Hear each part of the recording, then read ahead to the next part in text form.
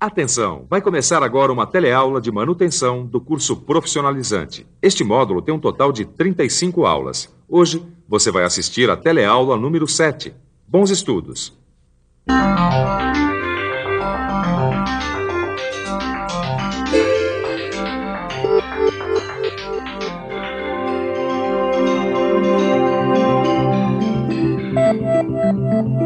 Imagine a seguinte situação. Você está tranquilamente operando a sua máquina e, de repente, o eixo quebra. E aí, o que fazer? Bom, o ideal seria fazer um outro eixo ou então importar um. Mas você sabe, isso quer dizer dias e dias de máquina parada e isso significa prejuízo. Só que existe uma solução para esse problema muito mais prática e barata: a soldagem de manutenção. Esse é o tema dessa e da próxima teleaula. Hoje você vai ver a diferença entre a soldagem de produção e de manutenção. Vai conhecer os procedimentos da soldagem de manutenção e vai ver ainda os tipos mais comuns de falhas que podem ocorrer numa peça ou componente de uma máquina ou equipamento.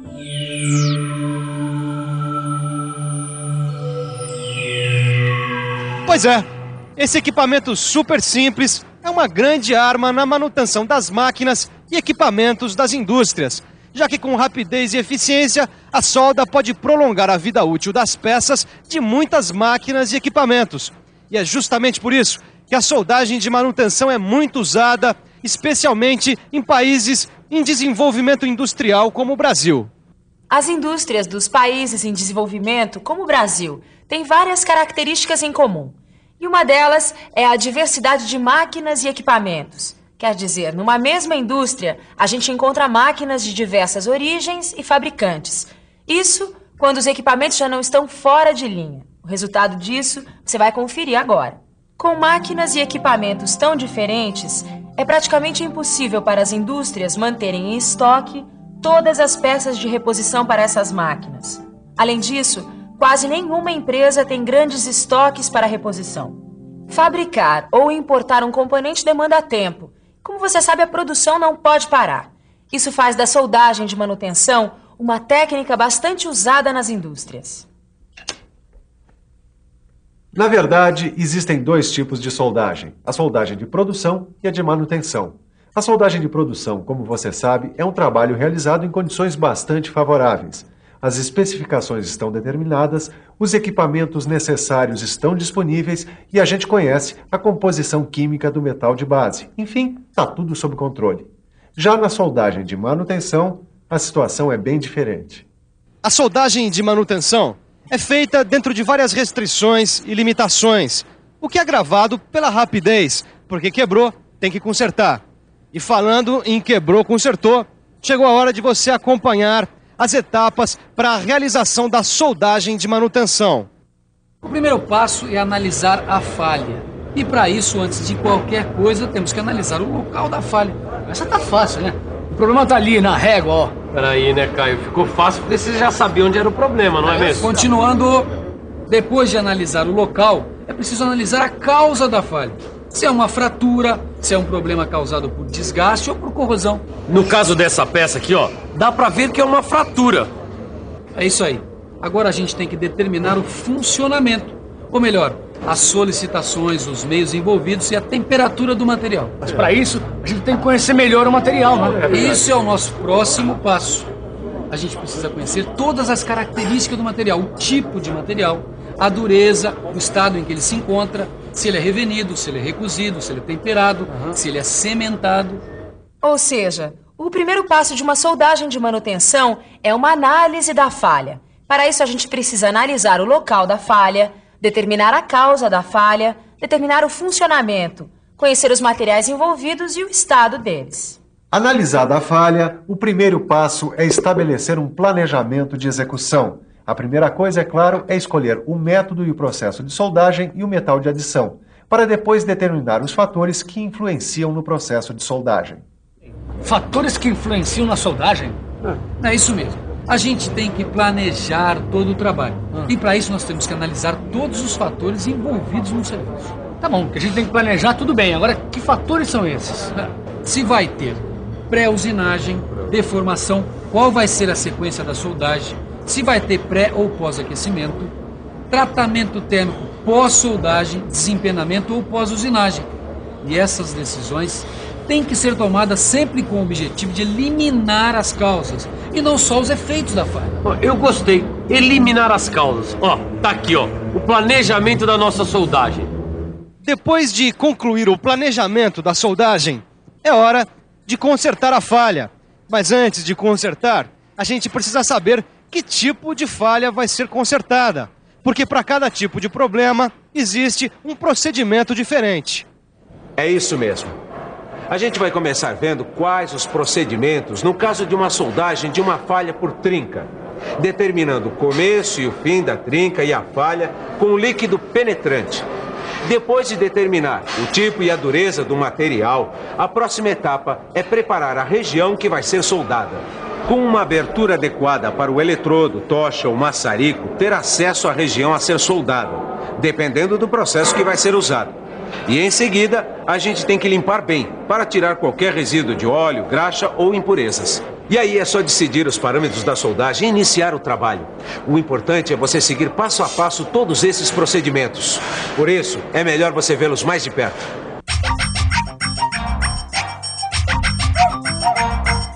Depois de localizar e limpar o início e o fim da falha, é executado um ensaio na região da falha.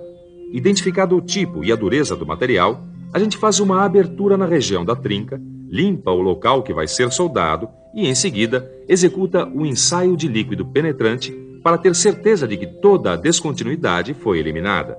A seguir, a gente especifica o processo de soldagem e o metal de adição. Os parâmetros de soldagem, incluindo, quando necessário, a temperatura de pré- e pós-aquecimento e o tratamento térmico pós-soldagem. Além disso, é necessário especificar uma sequência adequada e, se preciso, um sobremetal para o acabamento.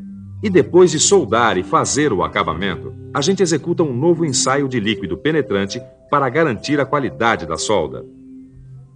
Todos esses procedimentos são muito importantes para que a máquina mantenha todas as suas características mecânicas, continuando capaz de suportar as máximas solicitações exigidas durante o seu trabalho.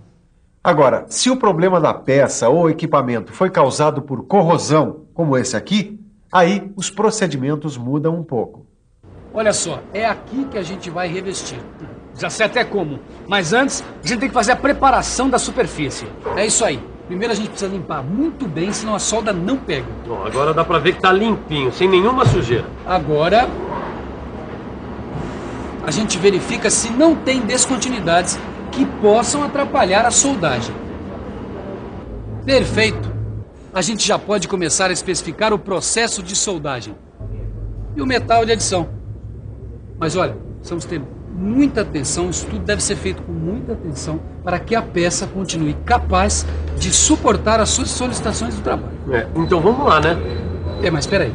Vamos ver isso bem de pertinho, vamos acompanhar isso de perto, passo a passo, todos os procedimentos. Como na falha causada por trinca, a gente precisa, em primeiro lugar, localizar os limites da região desgastada, limpar bem e depois verificar se existem descontinuidades. O próximo passo é especificar o processo de soldagem, o metal de adição, os parâmetros, a sequência de soldagem e o tipo de ensaio para verificar a qualidade da solda, considerando, se necessário, a temperatura de pré- e pós-aquecimento e o tratamento de alívio de tensões e, se for preciso, ainda prever um sobremetal para o acabamento da peça recuperada. Até agora você viu como reparar as falhas de uma peça ou componente. Agora, conhecer as causas dessas falhas é muito importante para o trabalho de manutenção. Afinal, quando você for consertar um equipamento, quanto mais você souber sobre seu funcionamento, o material e a falha, melhor vai ficar o seu trabalho.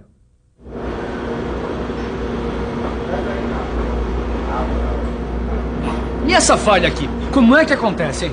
Isso aí eu acredito. As falhas por fratura normalmente são causadas por uma trinca, que vai aumentando até quebrar. Aí fica assim. Isso é fácil de imaginar. Agora o difícil mesmo é pensar como é que surgem as trincas. Pode ser por dois motivos. Ou muita solicitação no trabalho, ou pela própria fadiga do material.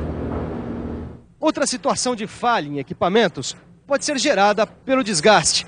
Podem ser desgastes mecânicos, como abrasão, impacto, ou erosão, ou cavitação. Mas independente da causa, precisa se tomar muito cuidado quando se for escolher o material de soldagem. E afinal de contas, a máquina ou equipamento precisa funcionar com segurança e eficiência depois do conserto. Dá só uma olhada.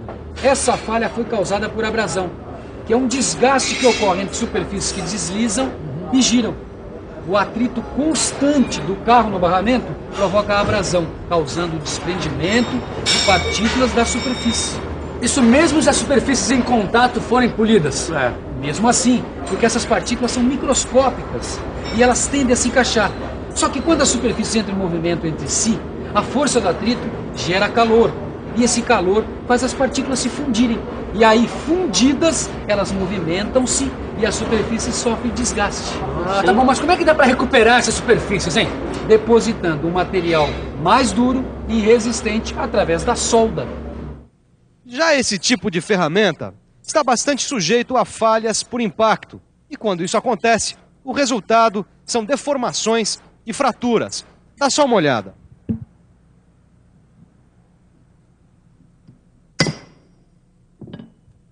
Por causa desse impacto, em condições de alta pressão, partículas metálicas são arrancadas do material e aí acontece o desgaste. Geralmente, as mesmas regiões que sofrem impacto sofrem também abrasão. Outra falha muito comum nos materiais metálicos é a corrosão. Ela pode acontecer devido à umidade, acidez, alcalinidade, temperatura e até afinidade química entre os metais. Peraí, como assim? Peraí, Caio, você nunca viu na sua casa uma área corroída? Claro que sim. Tem uma geladeira lá em casa, inclusive, que tá com corrosão. Agora, eu queria saber como é que acontece isso. Deixa que eu explico. É que a maioria dos metais e ligas metálicas, quando entra em contato com o oxigênio do ar, adquirem uma camada de óxido que o protege. Quando essa camada de óxido perde a impermeabilidade, a oxidação continua. Enfim, conhecendo os tipos de falhas, o próximo passo é escolher os eletrodos ou varetas que vão ser usados como material de adição nos processos de soldagem. E para escolher o material de adição mais adequado, é só consultar o seu livro. Mas antes de consultar o seu livro, fique de olho na revisão. E atenção, se liga aí que é hora da revisão. Na teleaula de hoje, você viu a diferença entre a soldagem de produção e de manutenção. Conheceu as etapas da soldagem em falhas por trinca ou fratura e por corrosão ou desgaste. E viu ainda como são causadas algumas dessas falhas. Na próxima teleaula tem mais. Mas por enquanto, o melhor é estudar bastante para poder acompanhar a segunda parte da soldagem de manutenção. Até a próxima!